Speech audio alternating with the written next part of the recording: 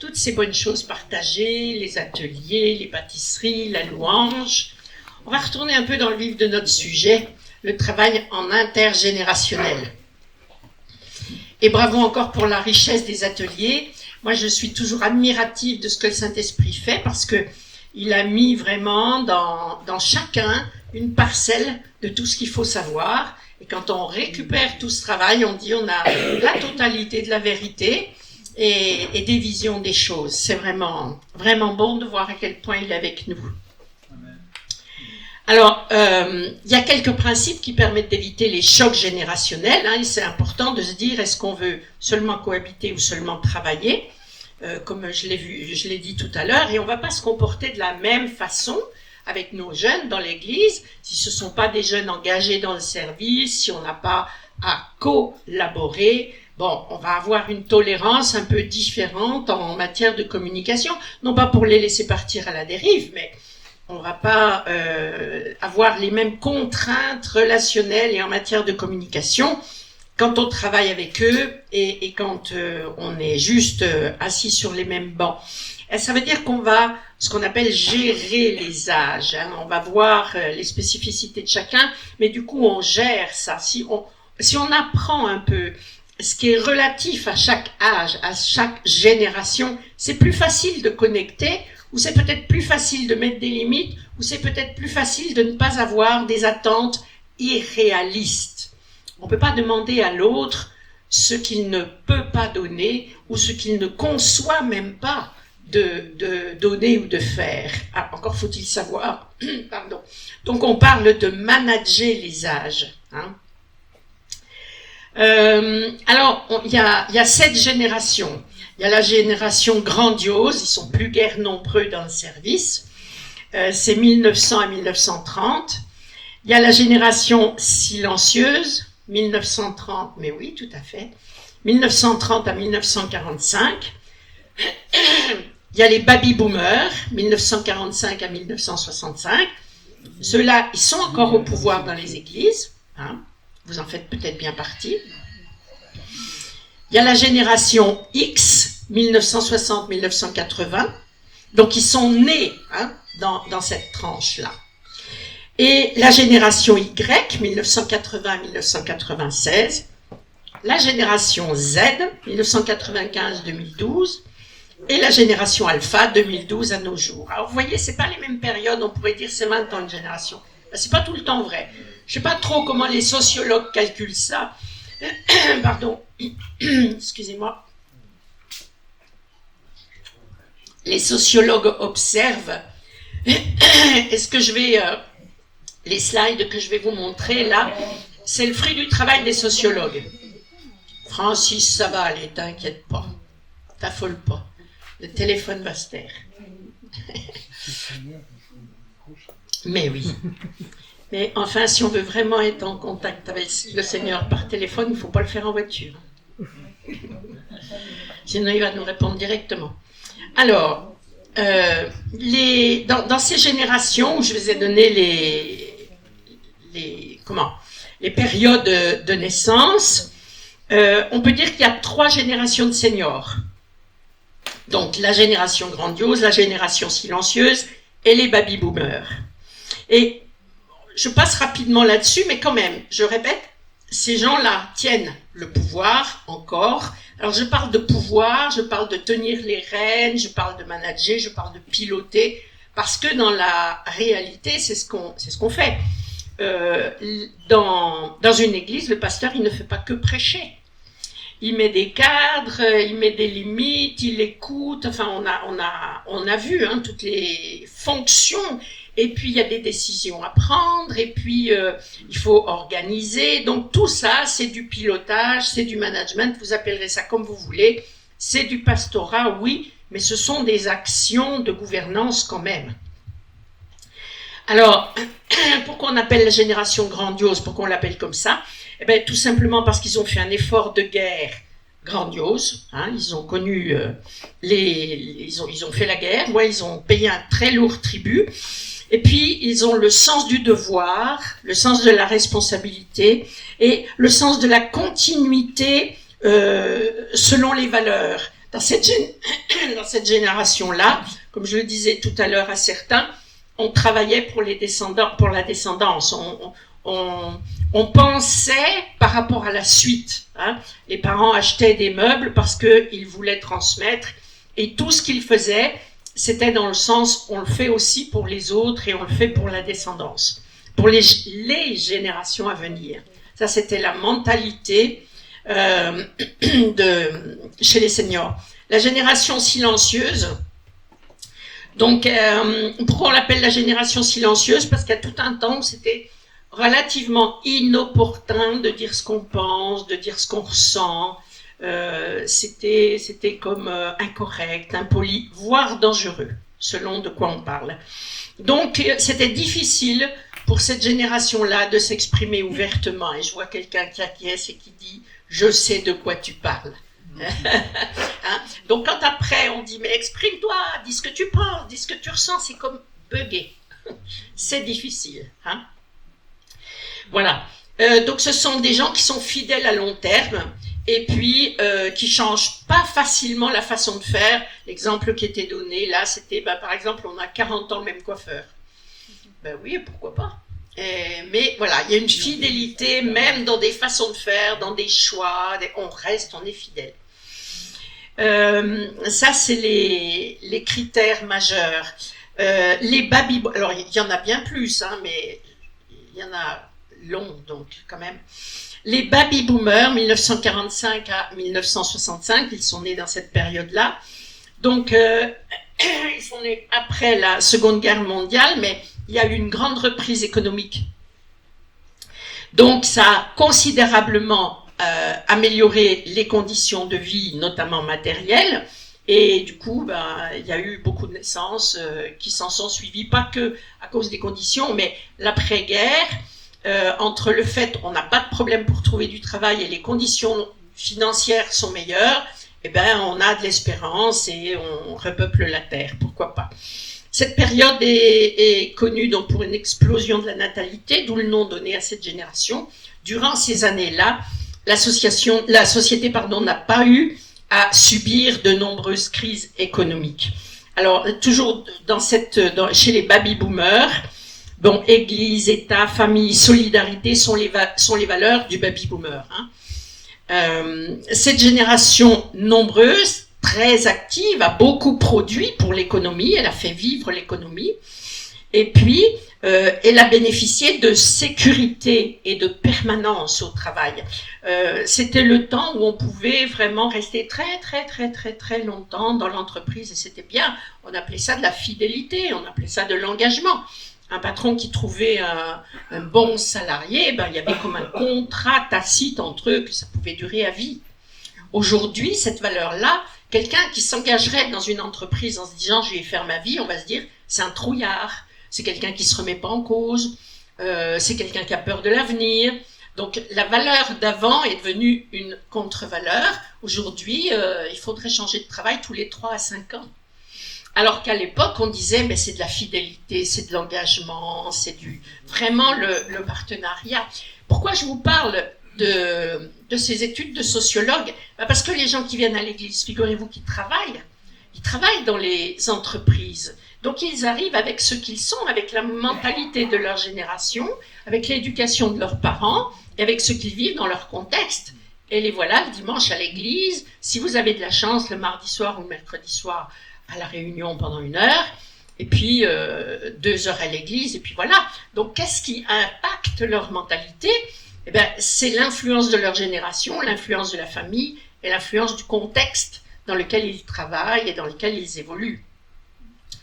Voilà, au travail, toujours, les baby-boomers sont loyaux et fidèles. Donc, chez les seniors, on peut dire que, quelle que soit la tranche d'âge, on a une fidélité, on a une loyauté, on a un sens des valeurs qui est commun.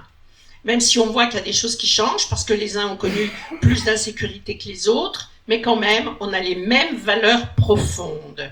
Et ils aiment le confort et la sécurité. C'est normal, puisqu'ils sont nés pendant la période faste. Donc, ils aiment avoir une belle maison, ils aiment être en sécurité parce que les assurances sont possibles, parce que la société a évolué et elle a permis ça.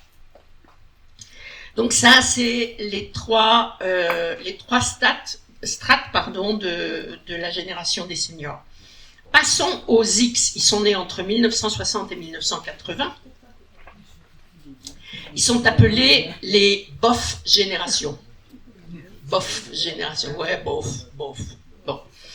Alors, ils ont connu un creux de vague professionnel, hein, c'est-à-dire que de ma génération, j'avais un travail. Il y a quelque chose qui n'allait plus. Je lâchais mon travail, 8 jours après, j'en avais un. J'étais jamais en souci pour ça. Il faut retrousser les manches et on cherche et on trouve. Alors, nos enfants, donc la génération d'après, hein, les X, alors c'était pas pareil. Hein. Il faut réfléchir avant de lâcher le boulot parce que ça court moins les rues, parce que c'est plus dur. Et puis, il y a plein de raisons sociales avec ça que je ne vais pas aborder ici. Mais en tout cas, c'est aussi la génération des jeux vidéo et de la télévision. La télévision, moi, je l'ai vu arriver chez nous en 1955 ou 60, je ne me rappelle plus, chez les parents, les grands-parents. Il y avait quelques programmes. Dans la semaine, on regardait la piste aux étoiles, c'était génial. Mais, tiens, d'ailleurs, qui est-ce qui m'a dit que je faisais un métier de funambule? J'étais en admiration devant les équilibristes. C'est peut-être ça. Bon. En tout cas, ils sont nés avec les jeux vidéo et avec la télé, c'est-à-dire que la génération des seniors était une génération active. Voilà qu'à partir des X, apparaît un esprit de passivité. On se détend comment? On regarde la télé, on fait des jeux vidéo, on communique davantage avec des gens qui sont loin qu'avec ceux qui sont proches de nous. On va dire que c'est le commencement de l'inversement des valeurs. Je ne sais pas si c'est le commencement, mais en tout cas, ça se voit. Donc, les caractéristiques comportementales, ils sont cyniques, apathiques, paresseux, il y a un manque de confiance dans les valeurs traditionnelles et les institutions et le matérialisme. Et un intérêt pour tout ce qui a trait à la high-tech. Alors, je mets un bémol, hein, parce que ça, c'est les analyses de sociologues, et je me dis, mes enfants ne sont pas comme ça. Ils ne sont pas comme ça. Mais on va dire que le courant de la société qui n'a pas prôné les valeurs chrétiennes, où on n'a pas mis le frein, où on s'est dit c'est génial, tout ce que la société nous propose, tout ce qui passe à la télé est bien, tous les jeux vidéo sont bien. Je veux dire, si quelqu'un n'a pas les valeurs chrétiennes, il élève ses enfants avec les valeurs païennes. Donc voilà, c'est le bémol que je mets dans ces analyses de sociologues. Hein. Vous pourriez dire, mais nous, on n'est pas comme ça, ou nos enfants ne sont pas comme ça, et heureusement. Mais c'est quand même ce qui arrive à l'Église. Les gens de cette génération qui se sont convertis tard ou pas convertis ou peu importe, vous les retrouvez dans vos églises, ceux-ci. Ils arrivent comme ça. Ils sont nés entre 1960 et 1980. Et il y a quand même des choses sur lesquelles le manque de confiance dans les valeurs traditionnelles, j'ai beaucoup réfléchi à ça. Alors apathique, je ne sais pas, cynique, oui, mais le manque de confiance dans les valeurs traditionnelles, je me suis dit, oui, on retrouve ça quand même dans les équipes chrétiennes ou pas chrétiennes. Pas facilement confiance dans l'État, dans les organisations, dans le conseil d'église, pas facilement confiance. Ceux qui sont nés dans cette période-là, il va falloir les convaincre de ce que vous dites, c'est pas facile au niveau de la confiance. Et je me suis dit, on le retrouve, oui, quand même, dans l'église. Et puis la course à l'argent qui s'est bien installée, parce que la génération des baby-boomers, qui n'a pas eu de mal pour gagner sa vie, donc, forcément, il y a un confort qui a été amélioré à la maison. Et puis, leurs enfants ont été gâtés, c'est sûr. Mais du coup, ces enfants qui ont été gâtés, mais qui n'ont pas appris autant que les parents comment on transpire pour gagner le pain, y a quelque chose qui a évolué dans la mentalité. Et on voit que cette génération des X, sur le matérialisme, c'est quand même un peu vrai, où on voit que la rivalité entre maman et le Seigneur, elle prend un corps, là. Hein. Et même, alors j'allais dire dans les familles de chrétiens, mais j'espère le moins possible, mais même dans les familles qui se disent chrétiennes, on voit qu'il y a facilement une course à l'argent, une course au confort, c'est comme une priorité de gagner beaucoup d'argent pour les aspirations de la chair, on va dire, même s'il y a une façade chrétienne. Et puis du coup, les affaires du Seigneur passent quand même volontiers après. Moi, je vois des chrétiens engagés dans l'Église, mais quand même, quand il faut donner du temps à l'Église, quand il faut mener des actions pour l'Église, eh bien, on a un peu plus la réaction, on entend les gens, j'ai pas le temps parce que. Mais quand vous regardez ce qu'il y a dans le parce que, eh ben, je trouve qu'il y a bien quand même un peu de matérialisme et puis un peu de je m'occupe de moi et je m'occupe de ma famille et j'ai d'autres intérêts, un peu beaucoup, je construis mon mur ou je sais pas quoi et voilà, enfin, je veux pas trop m'étaler là-dessus, mais il y a quand même du fondamentalement vrai là-dedans, même si vous pouvez dire je retrouve pas tout, c'est caricatural, mais sur le matérialisme, je me suis dit, c'est vrai que nul ne peut servir de maître, il faut choisir entre Dieu et Mammon, et je me dis, ouais, on a un peu Mammon quand même dans les raisonnements de certaines générations, où finalement, courir après l'argent, c'est super important, puis vous regarderez, il y a beaucoup de familles qui ont volé en éclats, et ça a volé en éclats. Pourquoi? On gagne pas assez d'argent, t'as pas assez travaillé, il faut que monsieur travaille. Oui, il a toujours travaillé pour gagner son pain, mais madame, elle est obligée d'aller bosser parce qu'il faut ramener de l'argent. Mais pourquoi il faut ramener de l'argent? Parce que on veut la belle maison, on veut le bateau, on veut les vacances, on veut la belle voiture, on veut le camping-car, on veut les jolies fringues, on veut... Mais du coup, vous vous dites, oui, chrétien, mais il y a bel et bien Mammon qui s'est infiltré dans la pensée. Et qu'est-ce qui se passe? Eh bien, Mammon travaille avec Moloch, et Moloch, il sacrifie les enfants.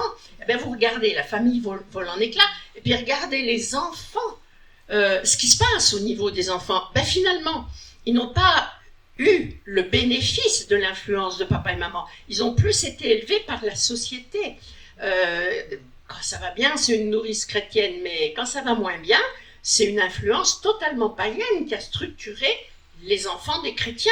Parce que ces familles un peu trop matérialistes, je prêche pas la pauvreté, on est d'accord, j'aime bien que mon intérieur soit sympa et j'aime bien être bien habillée et puis j'espère bien que ma voiture va faire encore longtemps, mais je la change pas tous les 4 matins. Mais bon, vous voyez ce que je veux dire? Je dis pas qu'il faut être ascète, mais je dis que oui, il y a une génération issue de la génération confort qui a laissé croire aux enfants que finalement, un des buts de la vie essentielle, c'est de bénéficier de tout le confort qu'on peut avoir dans cette génération. Et on a installé une fausse croyance. Tout chrétien que nous étions, nous n'avons pas été vigilants peut-être suffisamment là-dessus. En tout cas, c'est introduit un virus dans le disque dur de la pensée, là, je pense. Donc, un peu plus matérialiste. Et puis, vous allez les retrouver, parce que quand vous voulez collaborer avec eux, vous allez voir qu'ils n'ont pas le même sens de l'engagement et pas le même temps pour l'engagement. Parce qu'ils ont des choses à faire, des choses à faire et des choses à faire qui sont relatives à l'argent. On peut comparer à tort ou à raison, mais on peut dire l'engagement des anciens, par exemple. Les anciens allaient sacrifier des jours de vacances, ils allaient même prendre des jours sur le travail, ou bien ils allaient hésiter à accepter une promotion très lucrative parce qu'on ne veut pas lâcher ce qu'on est en train de faire dans l'église, à tort ou à raison. Mais les générations, là, non, si pour être plus riche, il faut être muté, on s'en va, l'église, écoutez, ils vont trouver d'autres. Et puis voilà, nul n'est irremplaçable. Et ce qui est vrai, des indispensables, il y en a plein les cimetières. Donc, c'est pas la question. Mais, voyez-vous, je suis pas en train de dire qu'ils ont tort ou qu'on a raison. Je suis en train de dire simplement, il y a une relation à l'engagement qui est différente. Et il y a, on va voir tout à l'heure, un équilibre à avoir entre la vie privée. Il y avait peut-être des abus, d'ailleurs. Peut-être qu'il y avait des pasteurs ou des couples pastoraux qui sacrifiaient complètement leurs enfants autant que d'autres sacrifient pour le travail, c'est aussi une réalité. Mais entre l'équilibre des pôles émotionnels et le défaut d'engagement et de consécration, je pense qu'il y a besoin de réfléchir là. C'est pas toujours aussi clair. Entre les générations, il y avait un engagement et il y avait une volonté de consécration. Et oui, il y a eu des abus, Moi, je vois des enfants de pasteurs qui ont tourné à la drogue parce que je me rappelle d'une église à Paris, il y a longtemps, hein, où le gamin qui était grand comme ça, il disait « Mais moi, je serai riche et je donnerai de l'argent à l'église. Je serai riche, c'est moi qui gagnerai de l'argent et je donnerai de l'argent à l'église. » Et papa et maman étaient complètement consacrés au devoir ecclésial. Mais ce gamin, il a tourné à la drogue. Et plusieurs décennies après, à ma connaissance, il est à la rue et dans la drogue. Donc, ça veut dire que chaque génération doit quand même veiller à sa descendance et à ce qu'elle transmet. Comme je l'ai dit hier, qu'est-ce qu'on transmet dans la façon de penser, dans la façon de ressentir l'amour et dans la façon de vivre au-delà de ce que de l'influence de notre génération et de ce que nous propose notre société. Mais voilà, il y a eu la société aisée et après on a eu la société matérialiste parce que les enfants des parents aisés, eh ben, ils ont trouvé que c'était normal d'avoir des biens et du coup, même si c'est plus difficile d'avoir du travail ou de changer de travail, eh ben, ils ne conçoivent pas ne pas vivre avec un niveau élevé financièrement. C'est aussi comme ça certains vivent d'ailleurs au-dessus de leurs moyens. Mais il y a beaucoup à pas dire, mais voilà. Quelque part, on les voit arriver. Alors, il y a une étude de Dale Carnegie qui dit cette société, donc des 1960 à 1980, elle ne veut plus de contraintes, mais davantage de liberté. Moins d'enfants. Elle veut réussir sa vie, mais non pas réussir dans la vie. Elle veut réussir sa vie, c'est-à-dire je dois être heureux, je dois être bien, voilà. Les émotions guident cette génération. Et c'est vrai, j'en connais comme ça, qui sont complètement guidés par leurs émotions et qui ont cet âge-là. Et ça m'interpelle toujours parce que quelqu'un qui est guidé par ses émotions et qui prend un rôle de direction, c'est super dangereux dans l'Église parce que qu'est-ce qu'il va falloir faire pour plaire à ce pasteur-là, puisque ces émotions qui le guident, alors il va falloir qu'il soit content, heureux. Donc, que vivent les gens qui vivent autour? Et qu'en est-il de la consécration? Voilà. Donc, quand c'est quelqu'un, quand ils sont en service, alors j'en suis où dans ma ligne là? Les émotions guident ces personnes et la qualité de vie et la santé sont primordiales. L'employé X, il a d'autres projets que le travail, il n'a plus la même valeur et il veut un bel environnement, la qualité de vie. Et les femmes ont amené la conciliation entre travail et vie de famille. Hein, en fait, les 35 heures ont bouleversé cette société. J'ai fait du management et du coaching dans les entreprises bien avant les 35 heures, vu ma grande jeunesse, mais bien avant, il faut bien le dire.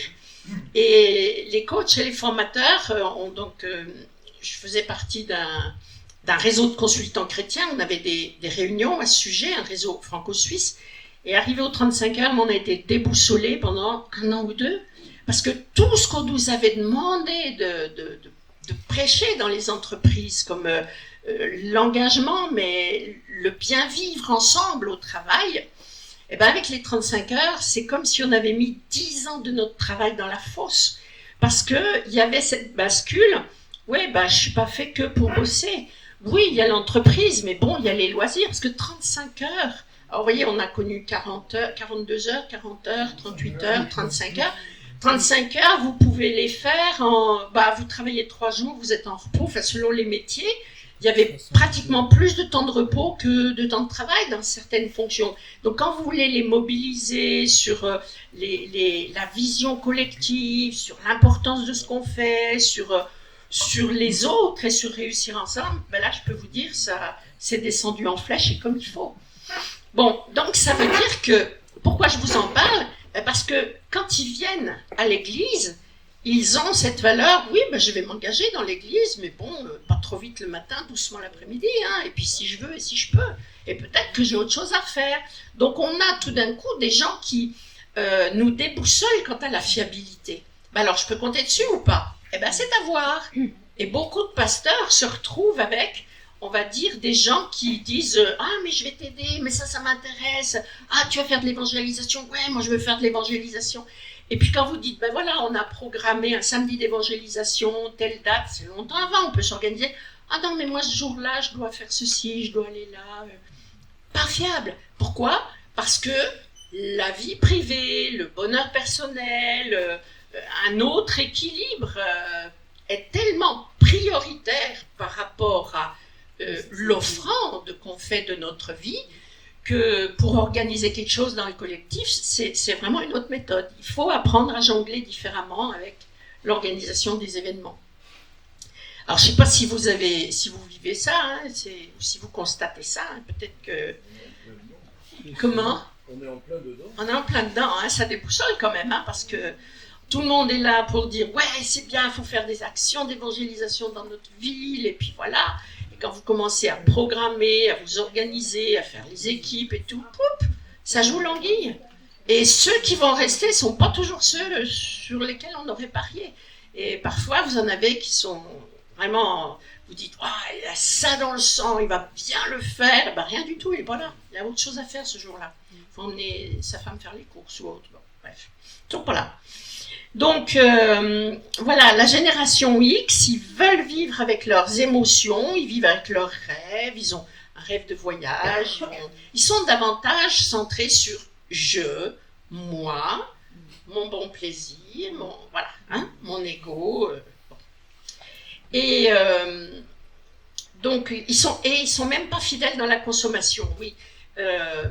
Ces enquêtes, elles parlent aussi du comportement du consommateur.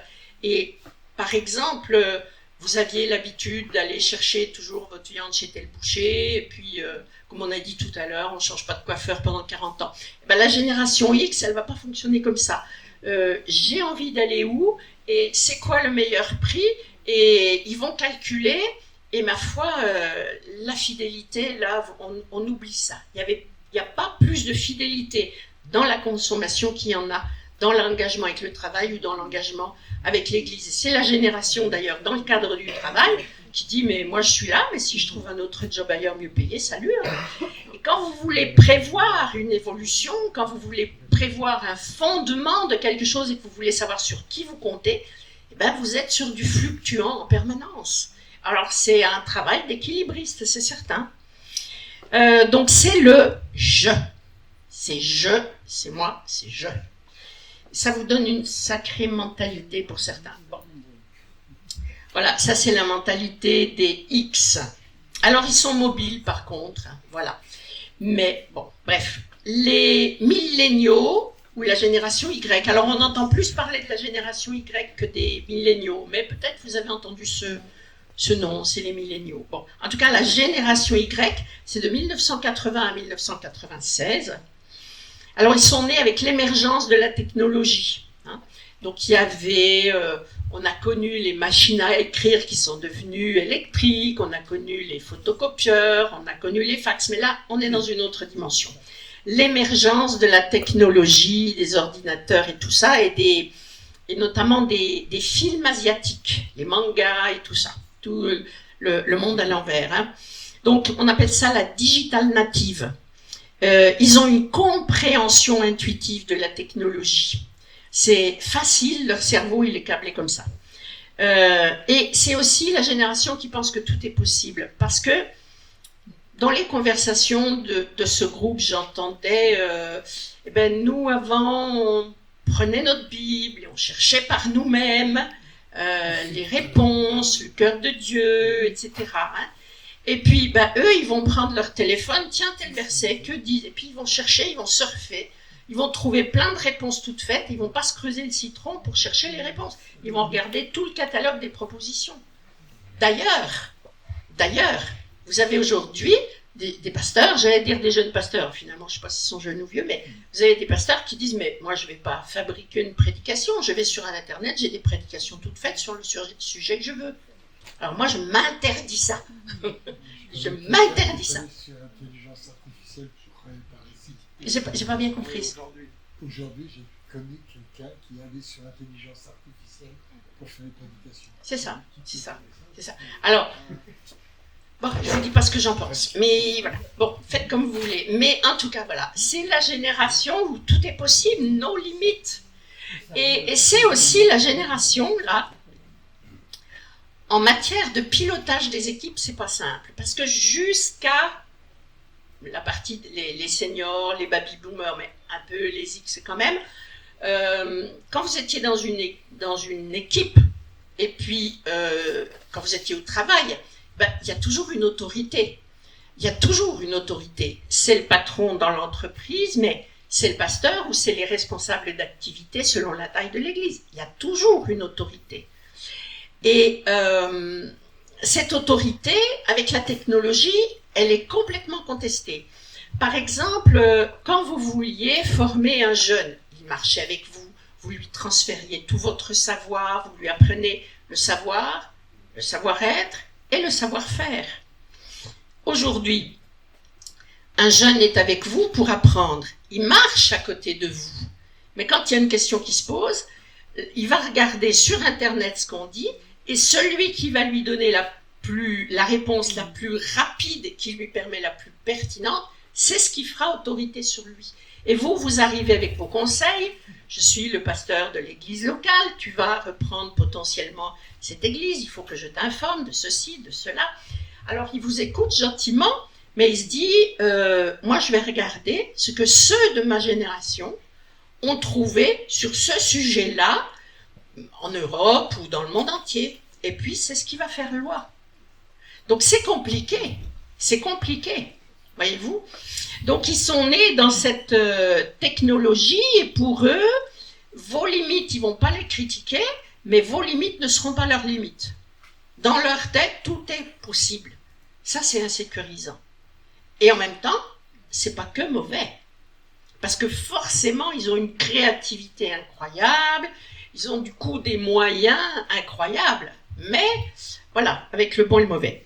Les relations humaines sont très importantes pour eux. Et puis, les Y ont vécu vraiment énormément, dans énormément de cas, il y a le divorce des parents. Donc, ils accordent plus d'importance à leurs relations extérieures à la famille qu'aux relations familiales. Ils boycottent les relations familiales. Ça veut dire, et j'en reviens dans le cadre de l'Église, quand vous dites, je veux être un père spirituel, je veux t'accompagner, je veux te former, je veux t'aider. Alors eux, ils vont pas forcément avoir envie de ça, ils vont même avoir tendance à boycotter ça, et ils vont préférer téléphoner à des églises voisines ou ailleurs, mais dis donc, toi, dans ton église, ton pasteur, il fait quoi? Et puis toi, ça se passe comment? Là-dessus, tu dirais quoi? C'est-à-dire, ils prennent l'information à l'horizontale, mais ils sont très peu preneurs de l'information et de la formation à la verticale. Et ça, c'est compliqué parce qu'on se dit, mais en fin de compte, c'est comme s'ils veulent importer quelque chose dans notre équipe qui n'est pas à nous. Ils n'ont pas envie de notre ADN et ils veulent importer un ADN chez nous. Alors ça, c'est pas facile à vivre. Et d'ailleurs, ça ne doit pas être vécu, mais ça doit se filtrer. Mais c'est quand même une réalité. Ça, c'est issu du problème des enfants de divorce qui disent les parents, on ne peut pas leur faire confiance, donc quiconque arrive en tant que figure d'autorité vis-à-vis de moi, déjà, article 1, je ne ferai pas confiance. Article 2, on verra ailleurs comment ça se passe. Et ils vont prendre l'information chez leurs confrères, dans leur génération. Alors, ça veut dire aussi que dans l'Église, c'est très important qu'il y ait de la guérison, voyez-vous. J'enseigne à des personnes dont le cœur est bien disposé à devenir des praticiens en relation d'aide, la compassion, la guérison, comment on fait pour aller mieux, parce que si on ne s'occupe pas de ça, ils ne peuvent pas se transformer, ces gens. Ils ne peuvent pas établir la métamorphose du cœur dont Dieu a besoin pour en faire les responsables dans cette église. C'est pas possible, parce que dans leur parcours, il y a des blessures et des traumatismes, et ces blessures et les traumatismes faussent leur carnet de vol, j'allais dire, leur pensée, et puis ça fait écho dans tout ce qu'ils vivent, donc toute la relation figure d'autorité est buggée, toute la communication, l'organisation d'équipe est buggée. Pourquoi? Parce que en famille dysfonctionnelle, telle que beaucoup l'ont vécu, si on fait confiance aux gens de la famille, ou si on s'organise, ou si on accepte, par exemple, si on accepte que le nouveau foyer de papa, c'est ce qu'il faut vivre et c'est ce qu'il faut croire, on a des gros problèmes avec le nouveau foyer de maman. Et si on croit ce que le foyer de maman dit, on a des gros problèmes avec le foyer de papa. Donc la vérité, c'est je me débrouille, je me fais ma loi moi-même. Donc c'est beaucoup des gens qui veulent en fait, c'est beaucoup. Il y a le risque, j'enlève c'est beaucoup, il y a le risque d'avoir des personnes qui veulent être responsables d'une activité ou d'une église, mais pour fonctionner, alors ils vont se soumettre en apparence, mais en réalité ils veulent être des électrons libres. Ils vont installer leur propre loi une fois au pouvoir. Parce qu'ils considèrent ça comme ça. Ils ne se disent pas « je suis le leader-serviteur ». Ils se disent « je fais le mort et quand j'aurai le pouvoir, j'en fais à ma tête ». Comme ils ont fait quand ils étaient gosses et qu'ils étaient dans les familles qui leur posaient problème.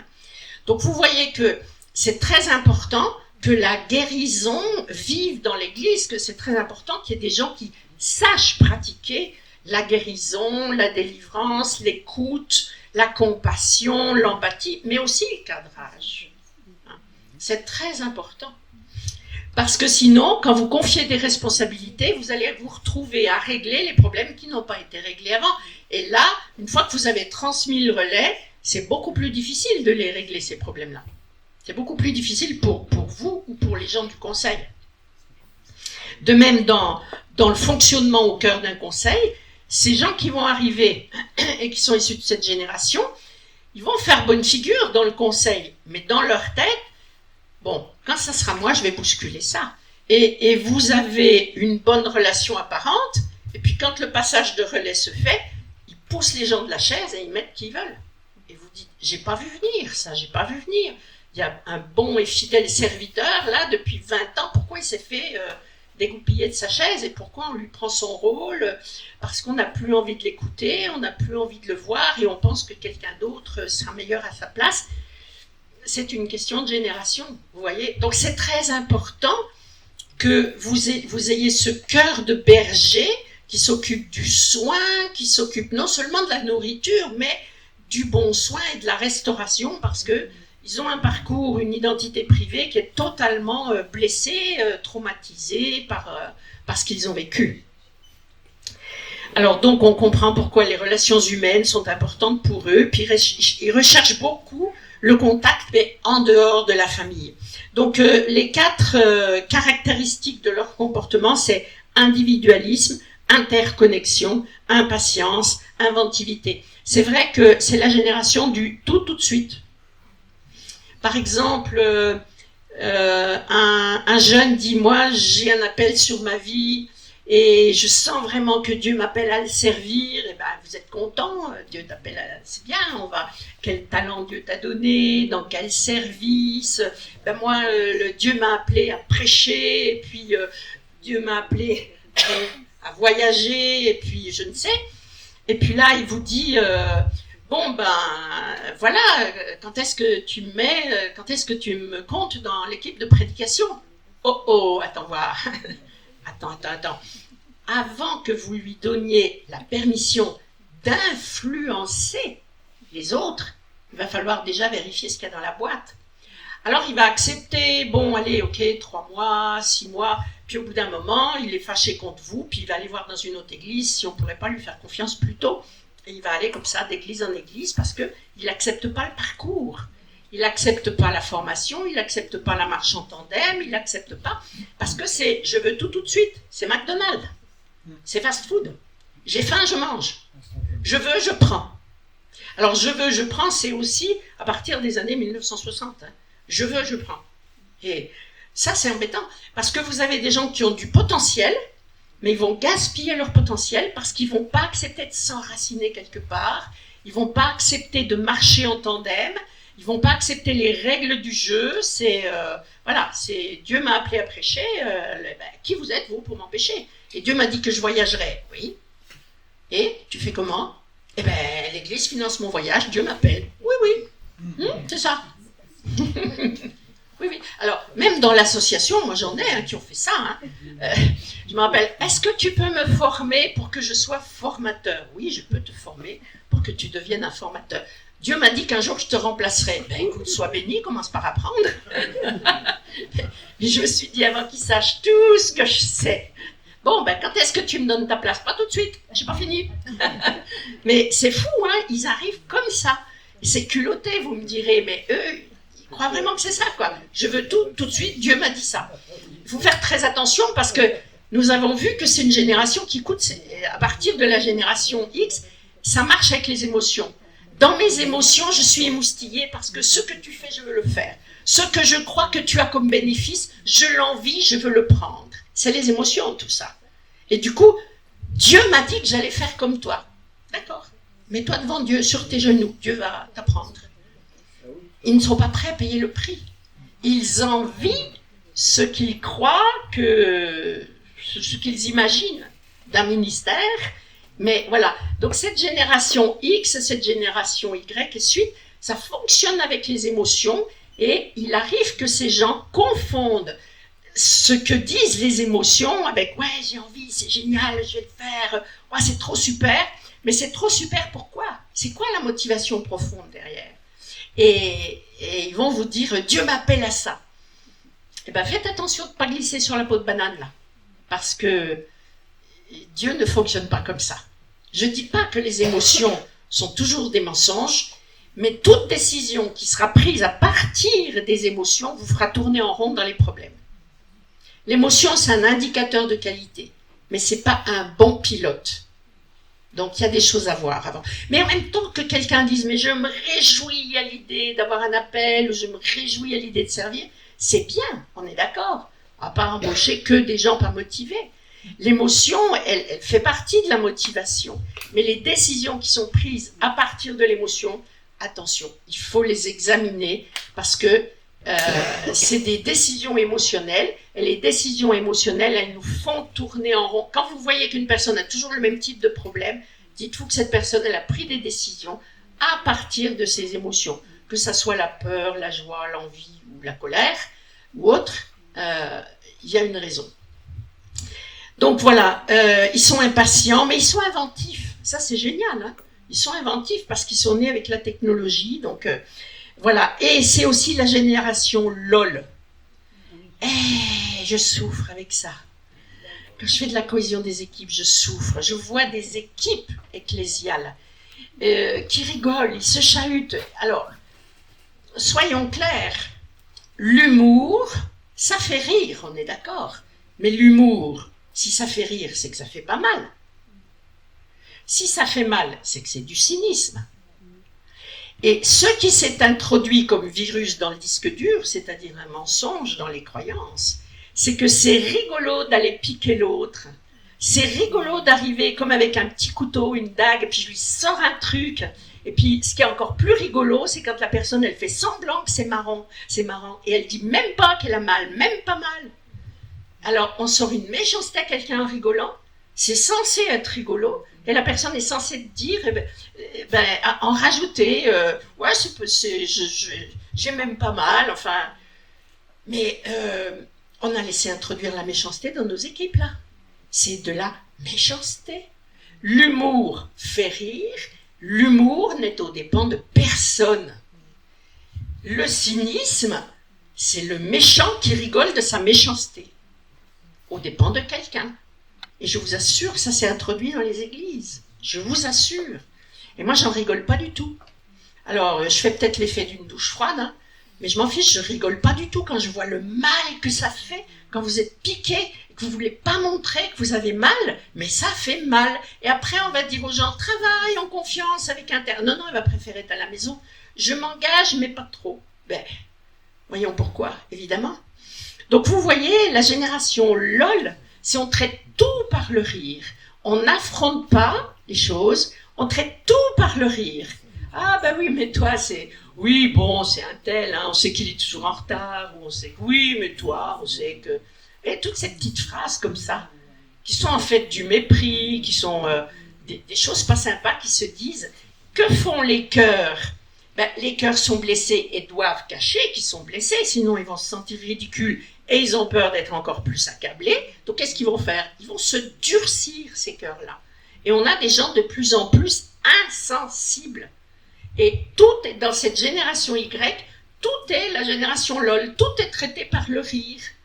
Mais du coup, on a fabriqué de l'insensibilité. Et je vous assure que c'est rentré dans l'Église. Je vous assure.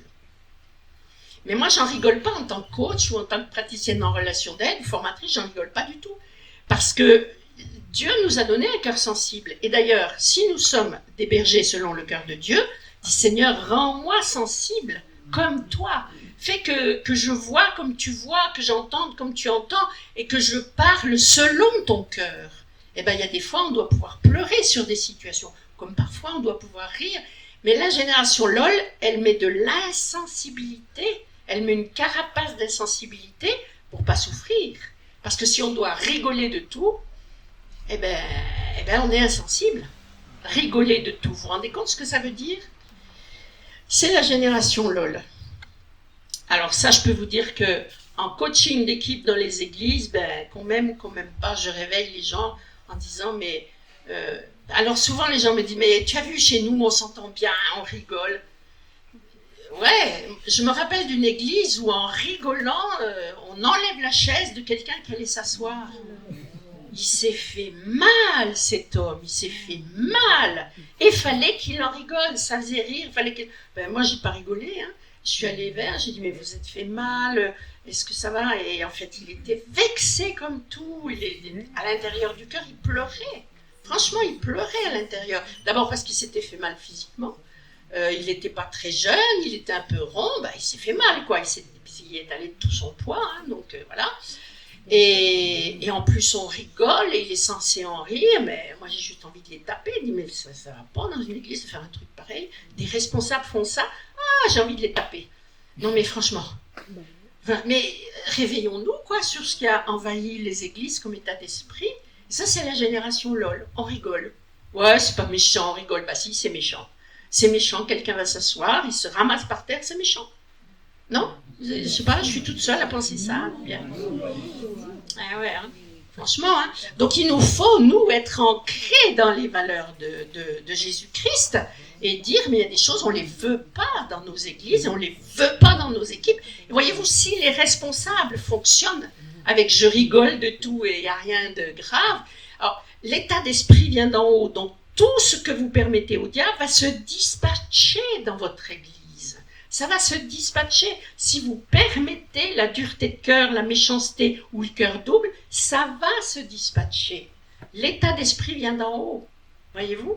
Donc, voilà. Hein. Et d'ailleurs, c'est aussi comme ça qu'on sait ce qu'on a besoin de corriger dans nos églises. Quand on voit un problème, on se dit, c'est bizarre, moi dans l'église, j'ai vraiment tel problème. Bon, ok, qu'est-ce qui s'est passé? Peut-être même les générations avant, et on a des portes à fermer au niveau du Seigneur, peut-être de la repentance à avoir pour le péché des autres. En tout cas, qu'est-ce qui s'est passé pour qu'un péché se dispatche? Bon, c'est autre chose. Voilà. La génération Y, elle cherche à s'installer donc à l'horizontale avec des gens de sa génération, mais bizarrement, il y a une éthique. Mais la leur.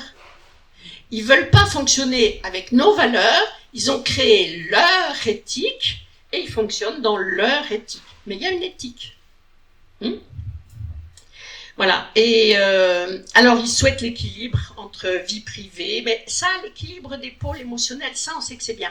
Quelqu'un qui ne s'occupe pas du tout de soi, quelqu'un qui ne se ressource jamais, va craquer, ne sera pas quelqu'un de fort. Donc, oui, il faut avoir un équilibre de vie. Hein, il faut vous occuper de vos familles, il faut vous occuper de vos enfants, il faut aussi avoir du bon temps avec les amis et tout ça. Et vous serez d'autant plus fort dans le ministère parce que vous serez équilibré. Alors là, c'est un peu différent. La génération Y, c'est moi d'abord, mon plaisir d'abord, mes sorties d'abord, et puis après, s'il me reste un peu de temps, je vous en ferai cadeau de temps en temps. Donc là, c'est un peu les valeurs. Mais ils tiennent, c'est ce qu'ils disent, ils disent non, mais je m'occupe de moi, je tiens mon équilibre. Et en fait, ils tiennent leur équilibre à leur avis. Et puis également, quand on travaille avec, eux, ils veulent des missions valorisantes, intéressantes. Donc si vous devez faire travailler dans vos équipes des gens de la génération Y, tous les petits travaux qui vont avec ce qu'on veut faire de bien, hein, il y a des tas de petites tâches qui sont pas hilarantes, mais qu'il faut faire, eh bien, ils n'ont pas envie. Je vous donne un exemple. Dans une église, on va dire un senior, un baby-boomer, un senior, inclut un jeune dans l'église, dans les responsables, et lui confie des responsabilités, et ça marche plutôt bien. Et il me dit, mais quand même, Elisabeth, il y a quelque chose qui m'échappe.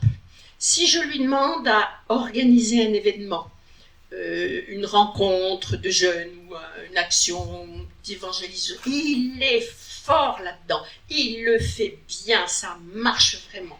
Ça marche vraiment. Mais il me dit, tu vois, quand l'événement est passé, il faut ranger le matériel, ah ben là, tu peux toujours courir après. Zéro, il ne rangera jamais le matériel.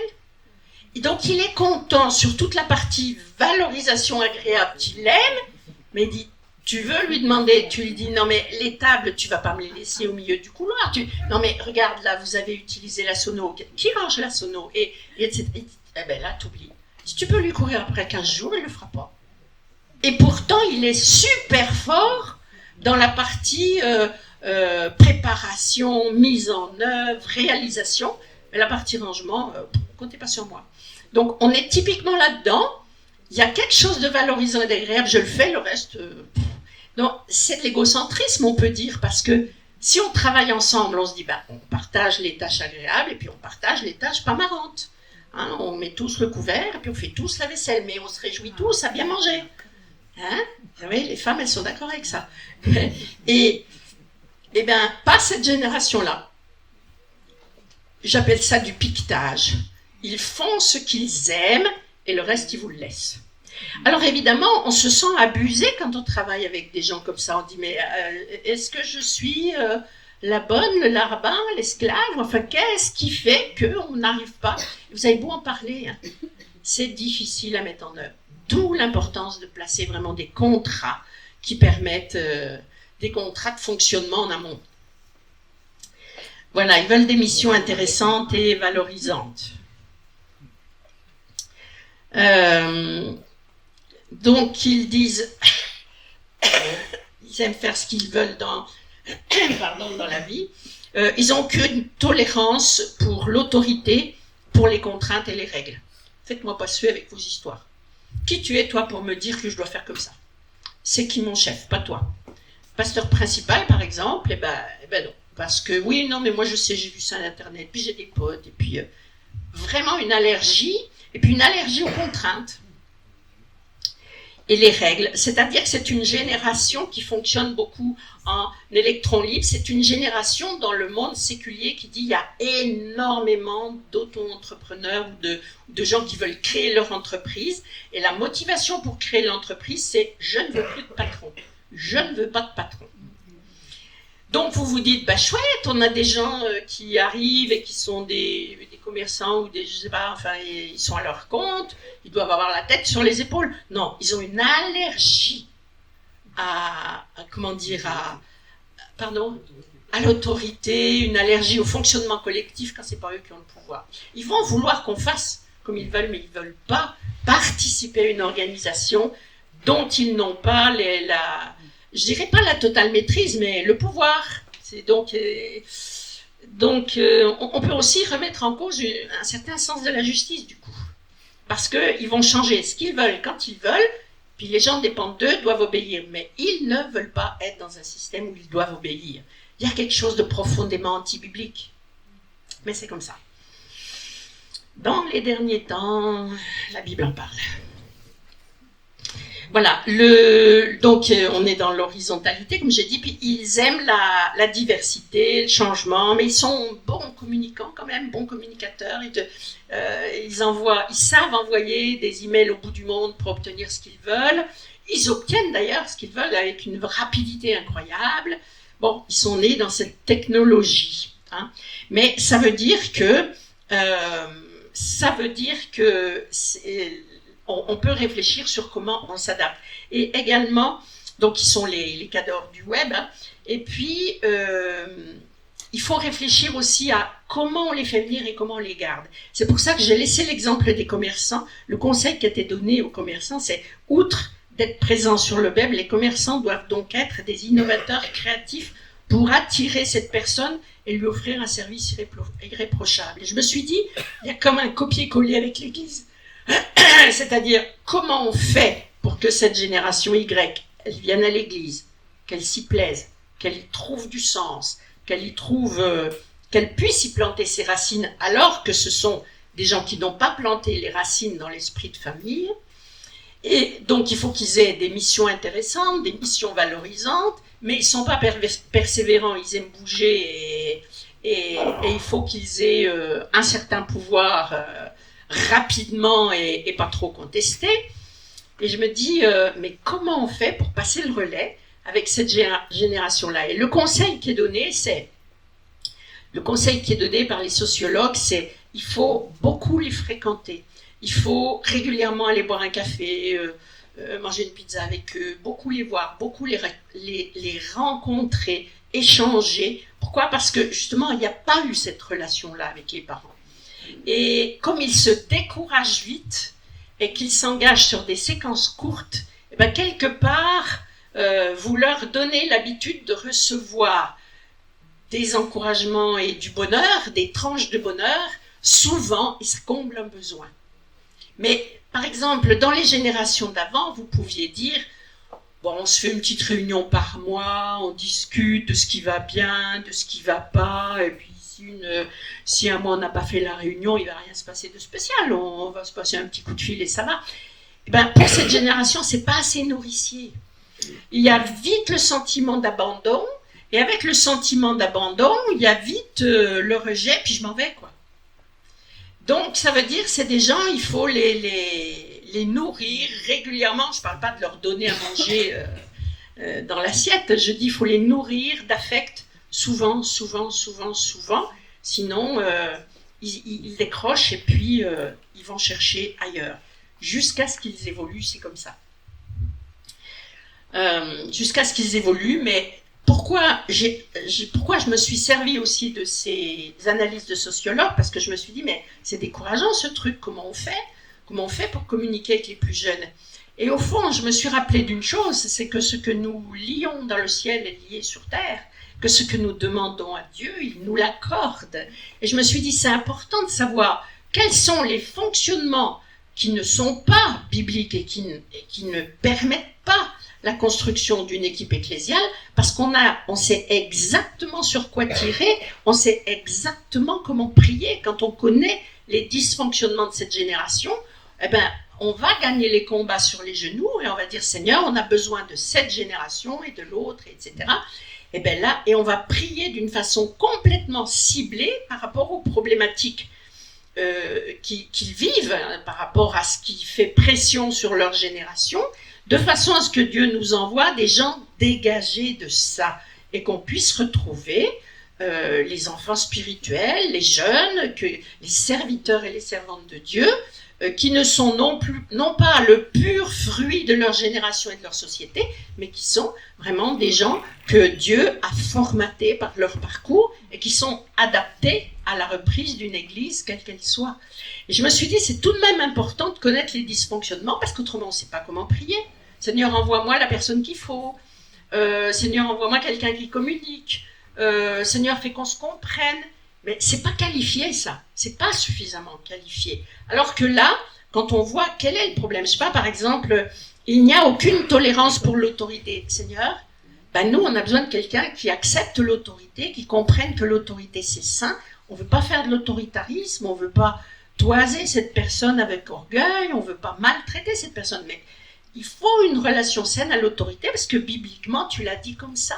Tu as dit que ceux à qui tu confies un ministère, ils te sont complètement soumis, ils sont soumis les uns aux autres, et tu as créé un ordre. Et nous, on a besoin que tu nous envoies la personne qui est complètement tolérant à l'autorité, qui communique avec l'autorité, parce que nous allons devoir nous ajuster Il n'y a pas le fait du roi, l'autorité n'est pas toute puissante avec toujours raison et l'autre toujours tort. Mais s'il y a une intolérance à l'autorité, il n'y a pas de communication possible, il n'y a que du rejet et de la séparation et des cloisons. Seigneur, envoie-nous la personne qui est réconciliée avec le fait qu'il y a des figures d'autorité, que c'est juste, que c'est bon, qu'on peut communiquer. Tu vas travailler nos cœurs mutuellement. Puis on va trouver les passerelles pour se faire confiance, pour marcher ensemble, pour se comprendre et s'entendre. Mais si on n'a pas le mot, cette personne a une intolérance, je ne sais pas comment prier. Voyez-vous? Donc c'est important de dire quel est le problème et je vais fusiller le problème et la route va être dégagée. Voilà. La génération Z, ils sont nés entre 1995 et 2012, c'est la génération zapping, Z pour zapping. Ça zappe sur la télé, vous voudriez suivre un programme, vous n'avez pas le temps d'accrocher des yeux, c'est déjà parti. Bon, alors ils sont hyper protégés. Alors, je précise que si vous le voulez, moi je vais donner mon diaporama en PDF à Bernard, qui le mettra, je ne sais pas où, dans vos réseaux. Donc, si vous voulez récupérer le PDF, vous y aurez accès. Hein.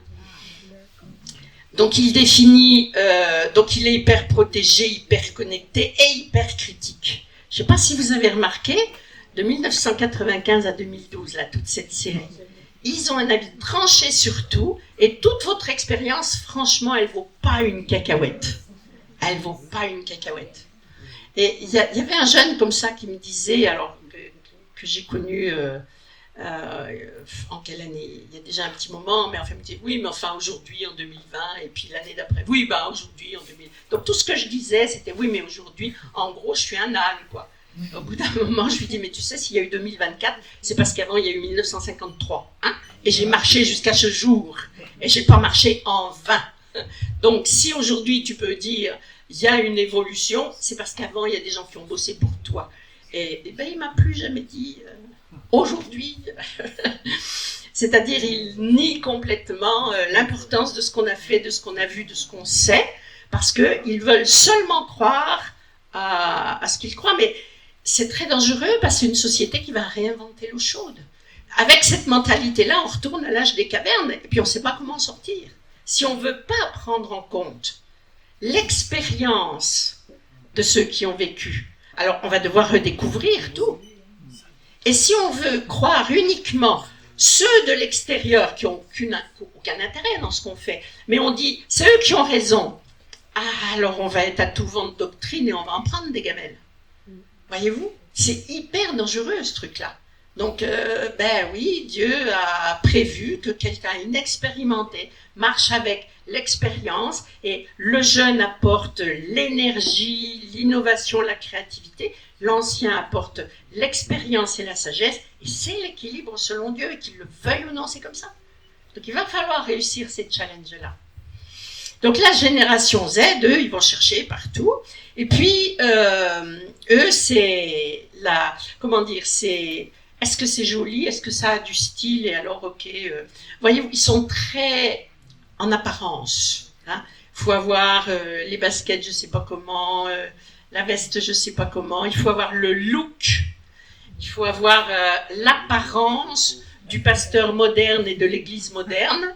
Il faut les flashs, les feux, et du coup, la louange, elle est forcément bien. Puis surtout, quand elle est chantée en étranger, que vous n'y connaissez rien, donc du fait que ça brille, ça doit être bien.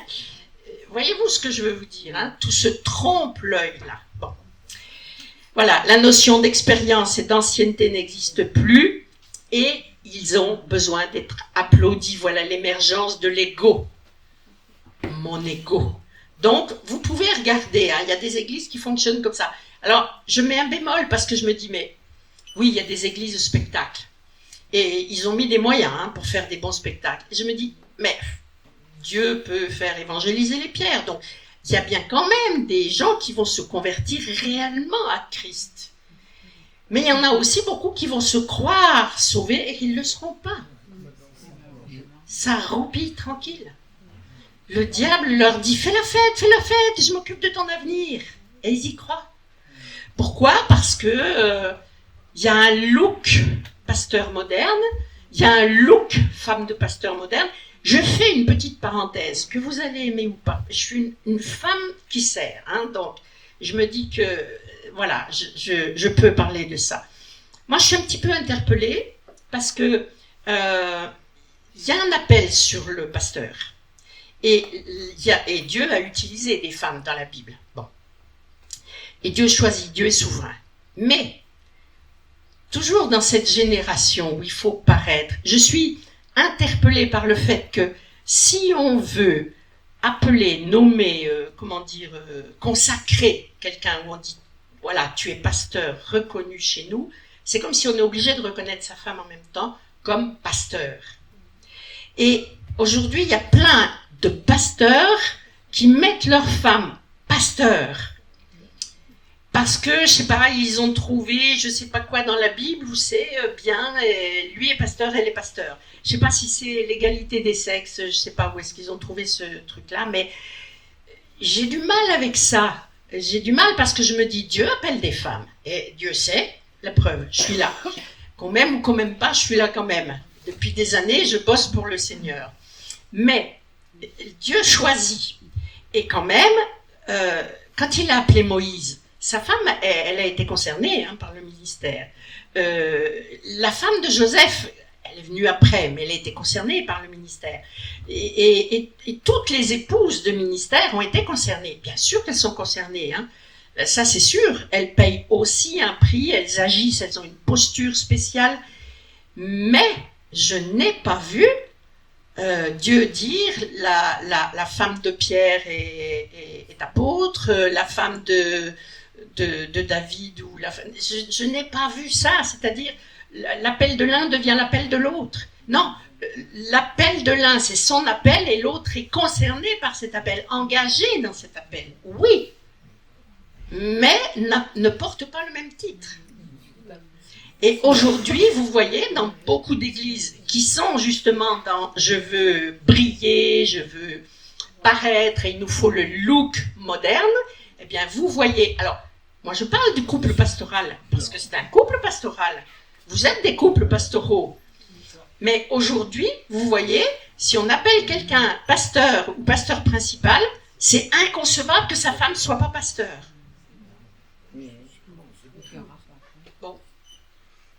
Bon, écoutez, c'est une image quand on a été sage et qu'on a gagné assez de bons points. Moi, je veux bien, mais j'ai pas vu dans la Bible ce truc-là. Donc, je suis en train de vous dire que on a besoin, la génération Z, elle a besoin d'avoir un style, vraiment un style. Et ça se voit dans le look, ça se voit dans la musique, ça se voit dans l'impact, on a un charisme, et ça inclut la posture des femmes.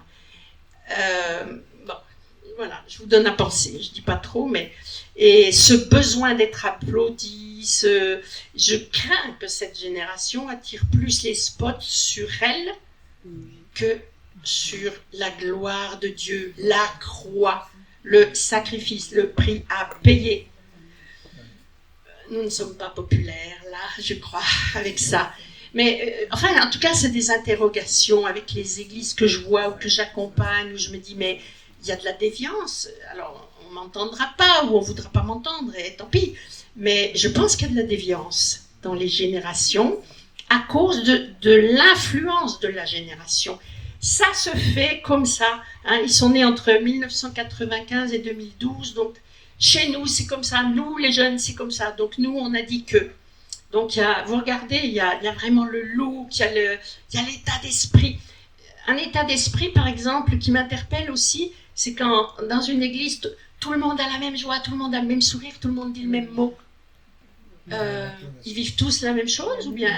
Alors, La même intonation. Ouais, la même intonation, les mêmes... Et je me dis, bon, moi, je dois être vraiment un âne, parce que mes réalités, tantôt sont dans la joie, tantôt dans la fatigue, tantôt dans la galère. Et alors, je me cache alors, parce que ce que je vis est en vrai, mais pas eux, ils vivent pas ça, ils sont que du bonheur, que du bonheur, que du bonheur. Dieu nous bénit, Dieu me bénit aussi, mais des fois Dieu me bénit dans les larmes. Dieu nous bénit aussi dans les larmes, Dieu nous bénit dans l'effort. Des fois, on prend des sacrés coups, et pourtant, c'est là le lieu de la bénédiction. Et un miracle, ça arrive quand on peut vraiment pas agir. Vous avez vu des miracles, vous, quand Dieu fait les choses à votre place et vous pouviez les faire? Non. Quand est-ce qu'il y a un miracle? Quand on peut pas, nous, agir humainement. Là, on n'est pas bien, hein? Mais c'est là le miracle. Donc, on est béni, on est d'accord. Cette génération qui est née dans la technologie, les réseaux, il faut paraître, il faut que tout soit en ligne, et puis c'est étudié, hein, la façon de prendre les films, c'est très très très étudié. Je me réjouis si ça évangélise vraiment, je m'en réjouis si par les réseaux, il y a de la guérison, il y a de l'évangélisation, et je crois que c'est vrai. Mais simplement, je me dis, entre ce qu'on veut faire, et puis il ne faudrait pas que ça éloigne de Christ, il ne faudrait pas que ça éloigne du cœur de Dieu et de la mission de Dieu. Qu'est-ce que Dieu veut que nous fassions là où nous sommes? Avec les générations, tant mieux, elles sont douées pour la technologie, et on en a besoin, bien sûr. Mais il ne faut pas que la technologie devienne l'idole. Voyez-vous, la technologie peut prendre la place de Dieu. Et le paraître peut prendre la place de la vérité. Donc voilà, mais ceci dit, ils sont curieux, ils sont lucides et informés, mais voilà, ils peuvent être, pour moi, sensibles à l'idolâtrie. Et je pense que nous avons à faire attention à l'adultère spirituel. Mais je vous soumets des réflexions et des questions, et puis peut-être vous direz, on n'est pas d'accord avec ça, et c'est ok, hein. Alors au niveau de l'engagement, ils ne sont pas du tout dans la durée ni la fidélité. Par exemple, les organisations missionnaires vous diront, quand on a quelqu'un qui s'engage 3 mois sur le terrain missionnaire, on est verni. Je vais donner 1 semaine de ma vie, je vais donner 15 jours de ma vie, je vais donner 3 jours de ma vie, je vais donner 3 mois. Oh, super!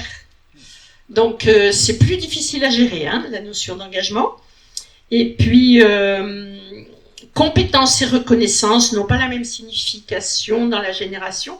Selon les générations, c'est vrai, la notion de compétence par génération est complètement différente. La relation au diplôme, la relation à la formation. Par exemple, la jeune génération va concevoir qu'il faut un suivi universitaire, beaucoup de bagages. Mais du coup, si vous n'avez pas ce bagage-là, et que vous voulez parler à partir de la Bible, à partir du cœur de Dieu, vous n'êtes pas crédible, parce qu'à l'école, on leur a dit autre chose. Simplement, dans les universités, on leur dit aussi qu'ils sont des êtres supérieurs, et qu'ils n'ont pas à obéir, mais qu'ils ont à commander.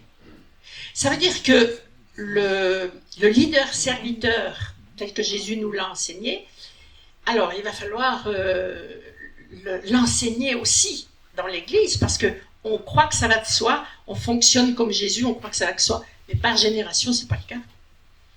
Ils vous diront, si Jésus était là, il fonctionnerait avec les réseaux sociaux. Oui, mais il resterait le leader-serviteur. Bien sûr qu'il ne viendrait pas à Chalon-sur-Saône avec son âne. Et je comprends ça. Mais comment on va garder le cœur du berger, cultiver le cœur du berger, alors que la relation à la connaissance est différente? Et la relation au Saint-Esprit, la relation à ce que Dieu donne, c'est différent. Dieu a appelé des érudits, puis il en a appelé qui étaient des pêcheurs de poissons, hein, avec les barques. Mais c'est lui qui a donné les ministères, qui les a distribués. Je ne dis pas que les diplômes n'ont aucune valeur, on est bien d'accord. Mais attention, encore une fois, au style de reconnaissance qu'on va donner par rapport à ça. C'est comme si on disait, si on n'a pas fait l'université plus 8, on n'est pas digne de... Dieu n'a pas fait ça, hein. Jésus n'a pas fait ça. Bon. Voilà, ils ont besoin d'être remobilisés souvent. Et puis la dernière génération, la génération Alpha, 2012 à maintenant. Alors, elle fait suite à la génération Z, hein. Ça ne va pas s'arranger, notre histoire. Pardon. Donc voilà, et ce sont des pionniers d'une époque caractérisée par la technologie. C'est comme des aliens pour nous, parce qu'ils sont tombés dedans quand ils étaient petits, hein, et ils fonctionnent tellement d'une façon qui pour nous est déshumanisée. Celui qui est de l'autre bout de l'appareil, là, est plus important que nous. Vous allez dans une gare, par exemple, On attend tous le train, là on est dans un hall de gare. Moi j'aime bien regarder. Vous avez par exemple un groupe de 6, 8, 10 jeunes qui fonctionnent ensemble. Ils sont tous sur leur téléphone. Je me dis, pourquoi ils n'accordent pas d'importance à celui qui est à côté? Pourquoi ils ne se parlent pas? Ils vont voyager ensemble. Alors ça a quel sens de voyager ensemble si c'est pour considérer que l'autre est plus important? Mais ça veut dire quoi? Ça veut dire qu'on trouve normal d'envoyer du mépris, puisque l'autre est plus important que nous. Moi je le ressens, le mépris, quand c'est comme ça. De ma famille, quand ils viennent manger et qu'ils sont sur leur téléphone, j'ai dit, écoute, je ne suis pas que la bonne qui a fait à manger. Je suis venue j'ai fait à manger pour vous faire plaisir, et je considère que vous êtes venu me voir. Si vous êtes juste venu manger, vous appelez le restaurant livraison à domicile et c'est pas moi qui cuisine. Mais si vous venez me voir, alors on se parle, on a une relation. Donc tout le monde pose les téléphones. Ben maintenant, ils se le font plus dire. Une fois là-dedans, maintenant, il n'y a plus de téléphone. Mais franchement, moi je me sentais maltraitée. Je dis, bah alors, j'ai bien bossé pour vous et j'ai pas d'importance, quoi. Vous mangez et puis vous êtes avec vos téléphones et donc j'ai pas d'importance, c'est pas compliqué. Ah ouais, ben je vais pas me laisser faire. Donc je me suis pas laissé faire. Et maintenant, il n'y a pas de téléphone quand on mange ensemble. Ben voilà, hein. Quand est-ce qu'on a le pouvoir? Quand on le prend. Mais sinon, c'est du mépris, c'est du rejet, c'est de la violence psychologique. Ou alors ils vont venir manger, mes enfants, et puis au bout d'un moment, au moment du dessert, bon alors maman, comment tu vas? Oh ben je vais bien. Bon ben salut, il faut qu'on s'en aille là parce qu'on a autre chose à faire. Non mais vous rigolez là. La relation, le respect, l'amour, c'est quand? Eh ben c'est maintenant, moi je vous le dis. Donc il ne faut pas se laisser faire. Hein? Ça veut dire qu'il faut poser des cadres, mais c'est important de comprendre l'influence de leur génération parce que les cadres qu'on va devoir poser, ben, c'est la pression qu'ils vivent dans leur génération. Donc, moi, je ne veux pas les culpabiliser, je dis simplement, c'est pas ce que Dieu veut, donc c'est pas ce qu'on va vivre. Si on veut être la lumière du monde, encore faudrait-il qu'on brille. Et quand on lit soyez la lumière du monde et les ténèbres se font oppressantes. Mais si on s'éteint avec les ténèbres parce qu'on n'ose pas les contrarier et qu'on devient pareil, on perd la lumière. Donc c'est l'accentuation de la différence biblique qui fait qu'on va être une lumière et qu'on va les éclairer. Et qui vont se dire, ah ouais, elle a raison au fond, elle a raison.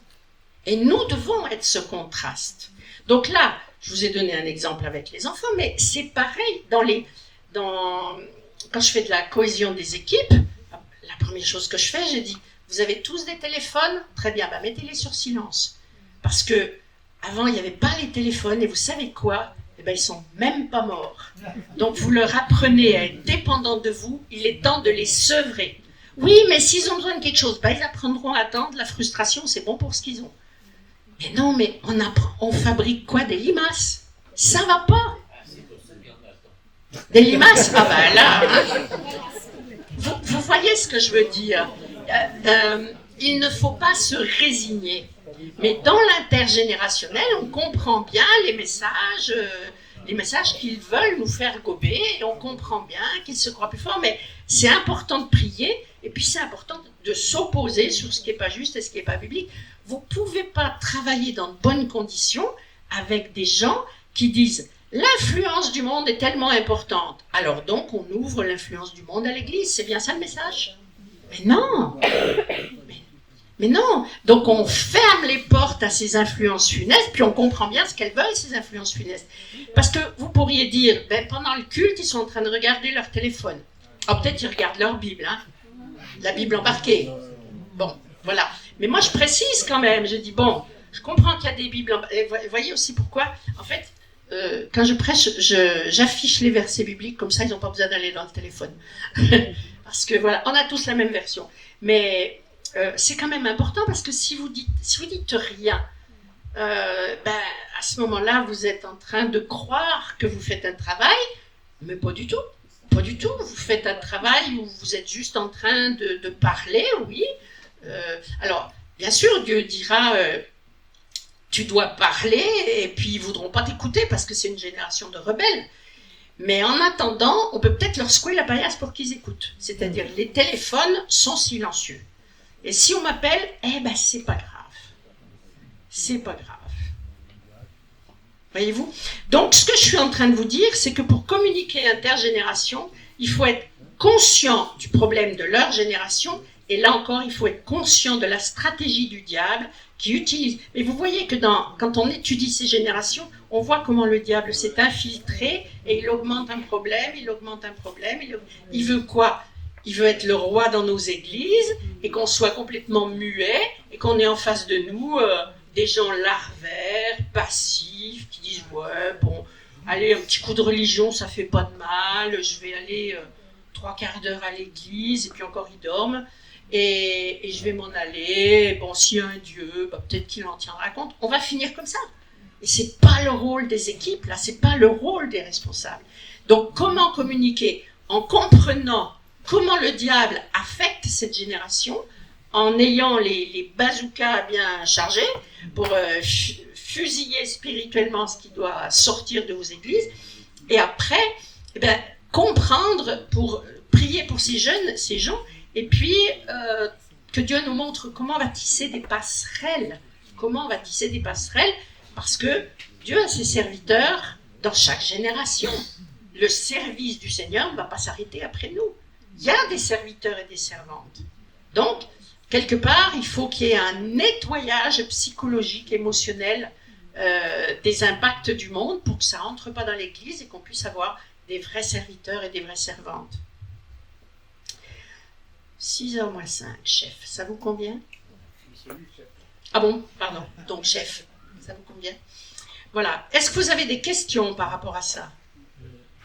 J'ai une remarque, il nous appartient aussi de donner l'exemple, parce que j'ai vécu pour un certain nombre de réunions de responsables dans l'instance nationale, et je ne comptais plus le nombre de ces serviteurs qui, sous prétexte d'avoir l'ordinateur portable devant eux et de prendre des notes, répondaient en réalité à leur mail pendant que la russe qui faisait un discours. Oui. Alors, si on amène le futur collaborateur dans ce genre de réunion et qui voit ces gens sortir en même temps que l'écouter, je sais bien quand on a fait les normes, on est capable de faire 3 ou 4 choses en même temps. Oui, mais c'est juste de l'orgueil, ça. Donc aussi, il y a cette dimension. Ça, c'est poser du cadre. Alors là, voyez-vous, dans les 30 ans d'accompagnement d'équipe que j'ai fait en entreprise, j'ai posé le cadre tout de suite. J'ai dit, messieurs, des directeurs, hein, mais alors, quel que soit le niveau, puis c'était des grands niveaux. Hein, bon. Eh ben, je leur disais, écoutez, j'ai conscience que vos responsabilités sont énormes et que votre posture est grande, mais voilà, vous êtes ici pour qu'on puisse s'occuper de vous. Et donc, moi, j'ai pas envie de travailler pour rien, donc on va poser un cadre. L'ordinateur ne peut que servir au cours. Et si vraiment votre tâche est tellement importante que vous deviez la faire maintenant, alors il faut quitter le cours et puis bon, donner les priorités aux priorités. Mais si vous êtes ici, c'est que vous êtes ici, on est dans le présent. Et je cadrais, mais même des très très grands directeurs, ils me disaient, vous avez raison. Je dis, autrement, je vous signale que vous êtes en train de me payer pour rien. Et ça coûte très cher. Je les prenais par le discours qui leur convient.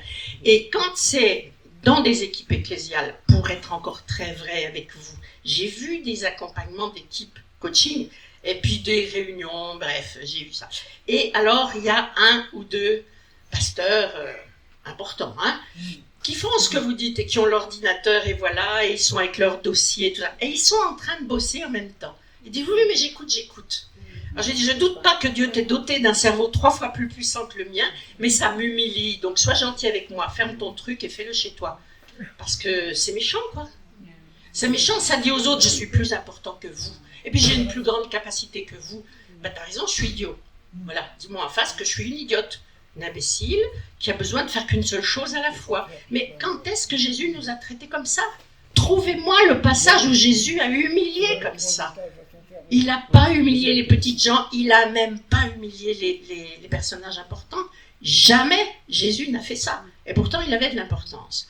Donc avec l'ordinateur, c'est important de poser le cadre. Et c'est vrai que les gens vont dire, mais moi, j'écris plus vite à l'ordinateur qu'au crayon. Et ça, c'est pas de souci. Mais quand vous posez le cadre dans une réunion, vous dites, ben voilà, moi, je ne supporterai pas et je ne veux pas que vous soyez ailleurs que ici. Ce qu'on fait est important, on a tous pris du temps, on est tous consacrés, donc on s'accorde d'être dans le présent et on est en communication les uns avec les autres. Et donc, je vous demande d'avoir la loyauté de ne rien faire d'autre que d'être avec nous ici sur le sujet qui nous interpelle. Vous posez le cadre de la même façon que vous avez, vous les responsables, posé le cadre ce matin sur les choses qui étaient importantes pour vous. Vous cadrez l'ordinateur, vous cadrez le téléphone. Certains disaient une panière, posez vos téléphones, peu importe la technique, mais voilà. Et tout ça, c'est dire, on va revenir au respect. Si on a fait une réunion, c'est qu'elle est importante. Si on a fait une réunion, c'est qu'on a besoin de tous les avis, de toutes les réflexions. Et celui qui est ailleurs est en train de nous dire, oui, bon, réfléchissez, moi je fais autre chose. Alors va-t'en. Moi j'ai envie de dire, non, va-t'en, t'es pas digne d'être parmi nous, parce que si tu nous méprises, emmène ton orgueil hors de l'équipe, s'il te plaît. On n'en a pas besoin. On a besoin d'humilité, on a besoin de respect, on a besoin de coopération. On a besoin de ne pas se sentir plus les uns que les autres. C'est ce que la Bible nous dit, soumettez-vous les uns aux autres, c'est-à-dire soumets ton avis aux autres et soumets-toi à l'avis de l'autre. La vérité, c'est la Bible et c'est pas autre chose. C'est pas les générations qui vont réinventer la vérité. Donc il nous faut de l'énergie et puis il nous faut de la poigne. Vous avez l'autorité. Alors faites ça, faites cadrer, pas méchamment, mais fermement. Et bien sûr que dans un premier temps, les gens font un peu la grimace, mais après ils vont dire, je reconnais que tu as raison. Ce jour-là ne sera pas agréable, le jour où vous cadrez, c'est pas agréable. Mais est-ce qu'on est là pour faire ce qui est agréable? Alors le diable est content, parce que nous appartenons aux générations dont les émotions pilotent les actions. On n'est pas là pour ça. Dieu a un objectif, Dieu a une destination pour son peuple, et vous êtes le pilote de l'avion. Donc, ce que vous permettez est permis, et ce que vous ne permettez pas fait réfléchir. Mais je pense que, si je peux me permettre, comme on est dans le cadre de l'Église, et comme on l'a dit tout à l'heure, ce qui nous réunit, les jeunes et les moins jeunes, c'est la foi en Jésus-Christ. Eh bien, c'est peut-être de faire des études bibliques ensemble, pour que, tout d'abord, on trouve, en fait, on identifie les problèmes éventuels qu'on peut avoir dans l'Église intergénérationnelle, et ensuite, ensemble, on peut dire, voilà ce que, à l'éclairage de la parole de Dieu, eh bien, on étudie ensemble. Et là, personne ne peut contester, c'est la parole de Dieu. C'est ça. C'est une bonne idée. Bien sûr, des ateliers. On fait des ateliers, bien sûr. Des passerelles. Est-ce que c'est là la différence entre les églises qui fonctionnent avec des événements, donc les églises événementielles, et les églises qui construisent l'église? Est-ce que c'est justement pas une question de génération? Les églises événementielles, elles ont l'impression de construire l'église à l'heure. En tout cas, c'est pour ça que je reviens à ce que je vous disais hier. Il y a 3500 à 4000 églises qui ferment pendant qu'on en ouvre 2000. Donc, il y a une espèce de réservoir, de brassage, on va dire. Elles construisent parce qu'il y a des gens qui arrivent, puis il y a des gens qui partent. Puis, à quoi que ça sert? L'évangélisation, c'est pour amener de nouvelles âmes au Seigneur. Mais si c'est pour faire des transferts d'église, on n'augmente pas l'œuvre de Dieu quand même. Alors sur ces églises qui font de l'événementiel, je ne sais pas, oui, je peux comprendre qu'il y a de la pêche en aquarium, oui, je peux comprendre. Après, sur des événements, quoi. Ok, peut-être que ça convertit réellement des âmes. Ce que je me dis, c'est que c'est un autre type d'église, c'est un peu les églises en tôle, quoi. C'est pas solide. Enfin, de mon point de vue, et puis j'espère pas me tromper, mais l'événementiel, c'est comme si on dit aux gens, Mousti, toi, il y a un événement, va du côté de l'événement, va. Et puis quand l'événement est passé, attends, il y a un autre événement. Bon, alors, on les rend dépendants de quoi? On les emmène avec une boucle dans le nez où on veut. Enfin, ça ne me paraît pas mature, ça ne me paraît pas solide. Les temps qui viennent vont être durs. On le sait, lisez la Bible, on le sait, puis ceux qui ne lisent pas la Bible ont la Bible ouverte dans les événements. Bon, on sait que ça va être comme ça. Donc je me dis, mais comment les gens vont trouver la ressource en eux, parce qu'il va bien falloir faire face, pour garder la foi. Et s'ils ne vivent qu'en réaction émotionnelle à un événement, alors quand il y aura du danger, du danger, bon, au moins le danger, bon, eh ben, ils vont dire ce qu'on va leur demander de dire. Ils ne tiendront pas. Moi, je crois à ça. C'est pour ça que je dis à des églises, il faut que les églises se réveillent, il faut que les églises se disent, mais les membres doivent être solides, et la technologie a du bon, mais la technologie, c'est aussi un outil dont le diable se sert pour endormir, anesthésier, partager les cœurs, durcir les cœurs, etc. Et l'église que Dieu va venir chercher, je ne crois pas qu'elle sera dans certaines catégories, mais je ne dis pas que les événements sont mauvais, hein. Et c'est vrai que ça fait du bien de temps en temps de se réveiller un petit peu avec des chants et je ne sais quoi, et des belles lumières et tout ce qu'on veut. Mais la vie de l'Église ne peut pas être fondée là-dessus. Je dirais la croissance financière de l'Église est basée là-dessus. Ça rapporte de l'argent, je peux le croire. Ça en dépense et ça en rapporte. C'est l'événementiel, c'est du business. Et c'est séducteur. Je comprends. Je comprends aussi que sur la toile, on puisse dire, bon, ben, regardez les belles églises chrétiennes, comment les Français, ils ont la foi. On devrait peut-être se poser la question de la foi. Bon, ben, très bien, Dieu peut se servir de ça, et puis tant mieux. Mais, est-ce qu'on est suffisamment nourri dans l'événementiel? Je dirais, on est nourri ponctuellement sur des choses spéciales, mais est-ce que vous nourrissez votre enfant de 1 an, 2 ans, 3 ans, uniquement avec les bons gâteaux d'anniversaire, uniquement avec les super sodas de quand on a les copains? Voyez-vous, il y a quelque chose qui se décale. Ce qui est de l'ordre de la fête est de l'ordre de la fête. Mais la fondation, la structure, la solidité, elle n'est peut-être pas basée sur la même chose. Et également, il y a une séduction, je pense comme ça, à certaines grandes églises avec certains pasteurs qui ont un sacré charisme, mais en même temps, c'est comme si il y a un look qui fait que c'est fait pour qu'on projette sur eux une envie de leur ressembler, une envie de vivre ce qu'ils vivent, une envie de... Et du coup, vous voyez les femmes toutes coiffées comme la femme d'eux, et les hommes tous habillés comme le pasteur, et il y a un côté séduction, il y a un côté idolâtrie qui marche avec l'événementiel, parce que ça fait tellement envie de voir la débauche d'argent, de beauté, tout ça, on se dit, waouh, la belle église, et ça fait envie, on se dit, si je fais comme eux, peut-être que ça fera pareil. Moi, j'ai craint que ce soit aussi soufflé que le fromage. Ça arrive. Enfin, bon, après, que Dieu les bénisse et puis qu'il y ait une bonne efficacité là-dedans. Et voilà. Je ne suis pas contre, je dis juste, c'est pas que bien ou c'est pas que ce qu'il faut envier. Je ne le crois pas. J'ai pas vu Jésus marcher comme ça. J'ai une troisième remarque, on n'a pas parlé de mai 68 là-dedans. Oui. Je trouve que mai 68 a commencé à dévier. Oui, c'est ça. La rébellion à l'autorité a commencé là. Interdit d'interdire. Ouais. Et puis les carpe diem. Oui, c'est ça. Interdit d'interdire.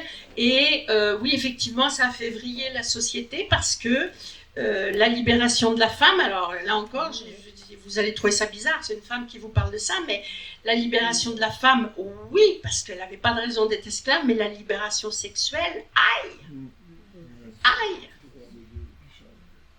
Et puis l'inversement des valeurs aussi, parce que les femmes sont devenues hommes et les hommes sont devenus femmes, non pas par le côté transsexuel, mais regardez, les femmes ont eu la force de mener des combats d'hommes, et puis les hommes, on a trouvé normal qu'ils prennent les gants MAPA pour faire la vaisselle au quotidien. Moi, soyez bénis les hommes de faire la vaisselle. Hein. Je ne vais pas me faire tuer par vos femmes non plus. Mais comment dire, vous regardez les pubs, les enfants sont des enfants intelligents qui préviennent. Est-ce que vous savez, les parents, qu'il y a des vitamines là-dedans? Ben, prends-moi pour une andouille encore. Non mais, et puis, vous regardez le rôle des hommes, le rôle du masculin dans les pubs. C'est des benets. il est 8 jours avant sur le bord de la route pour les vacances avec sa valise. Pourquoi? Eh bien, comme ça, je suis déjà prêt. Mon Dieu, mon Dieu, mon Dieu, que Dieu mette à l'abri nos petits pour qu'ils ne voient pas cette andouille-là comme père masculin. Au secours! Au secours! Non mais, moi je dis à mon petit, éteins la télé, Cameron. Ne regarde pas ça. C'est pas ça, un papa. Mais enfin, vous voyez ce qu'on met dans la tête? Les images. Et oui, ça c'est mai 68. Hein.